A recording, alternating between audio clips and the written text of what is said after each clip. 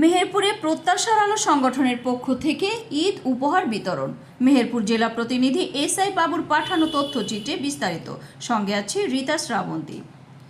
মেহেরপুর জেলার নতুন দরবেশপুরে মানবিক সংগঠন প্রত্যাশার আলোর পক্ষ থেকে ঈদ উল আজহা উপলক্ষে অসহায় ও দরিদ্র মানুষের মাঝে ঈদ উপহার বিতরণ করা হয়েছে।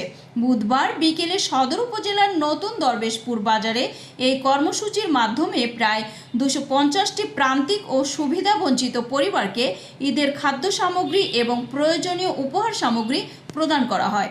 সংগঠনের সভাপতি শামীমুল ইসলাম শামীম বলেন, ঈদ শুধু ধর্মীয় উৎসব নয়, এটি সহানুভূতি ও ভালোবাসা ভাগ করে নেয়ার সময়। আমরা চাই সমাজের কেউ যেন এই আনন্দ থেকে বঞ্চিত না থাকে। অনুষ্ঠানে প্রধান অতিথি হিসেবে উপস্থিত ছিলেন আরজুল্লাহ রহমান বাবলু মাস্টার। বিশেষ অতিথি হিসেবে উপস্থিত ছিলেন দেওয়ান শফিকুল ইসলাম শফি, জাহিদ বিশ্বাস, কাউসার বিশ্বাস। উপদেষ্টা পরিষদের সদস্যদের মধ্যে উপস্থিত ছিলেন মুফতি খায়রুল বাশার, শাকিল আহমেদ, মাহবুবুল ইসলাম, আসাদুল ইসলাম ও আলমাস।